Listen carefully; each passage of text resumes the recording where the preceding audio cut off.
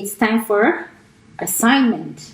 You know, teachers, they're never happy until they've given people an assignment. So I want to give us all an assignment about collecting the history of our people. You see, I was recently reading this book, The History of the Peloponnesian War by Thucydides, and also this other one, Lives of the Noble Grecians and Romans by Plutarch. And in both these books, you notice that what they're doing is they were just documenting the lives of the people who lived during that time. And in the Peloponnesian War, he's just talking about what happened during the war. But inside those stories, you always find little anecdotes of, and then this one did this and this one did the other one. And it got me thinking how well documented Western history is. And when you think about it, not just them, but also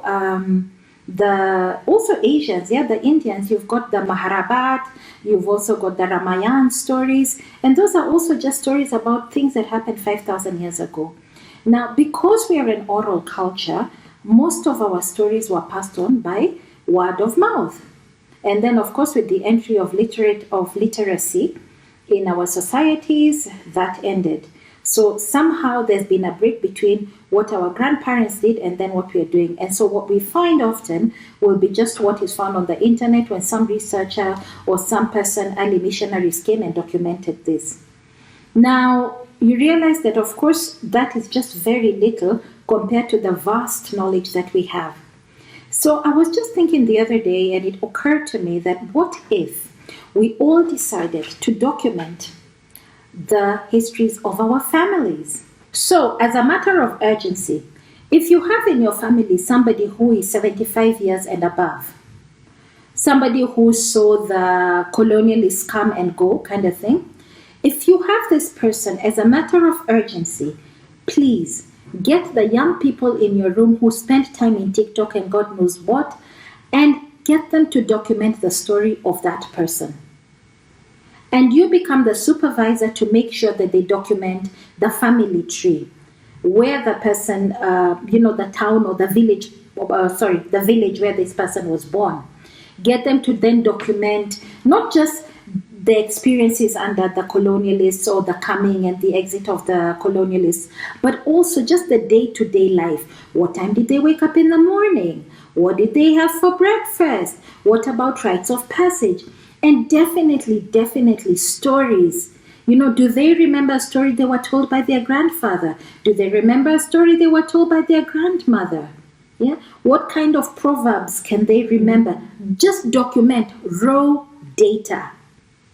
And then let's keep it. Preferably, of course, if it is in mother tongue.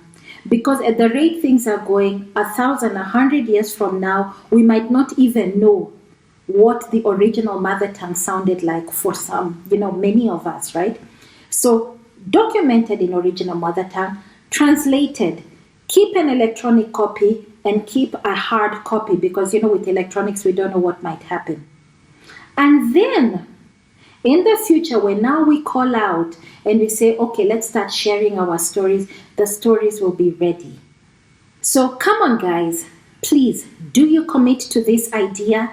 Type in the comment section, yes, I commit. And two last things. The first thing I want to say is this. Please don't contaminate the story with ideologies that we come in with. But then that means the women were oppressed. Please don't contaminate the story with these modern ideologies. Let the person tell the story the way they're telling the story. And then later on, when we come to read the story, then people can have those kinds of arguments. That's the first thing. The second thing is that, it's interesting. In modern times, something similar actually happened. When the bomb was dropped on Hiroshima, after the whole experience, this is after, the Second World War, after the whole experience happened, the government asked the people, please document all your stories and your experiences of what happened. And these stories were actually kept in a museum.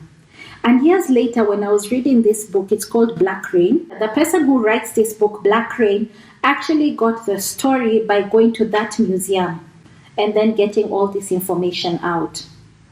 And therefore, all I am just trying to say is this is our attempt. We're going to try this and document our story. Now, do not be put off when you go on the internet and you find out that, oh, but there have all these books that have been written about history of the Meru people, where Kamba people came from, origins of Kikuyus and traditions of Kikuyus. Listen, that is the story that has been written by a historian. Your family story, that person that you're talking to, is a unique individual.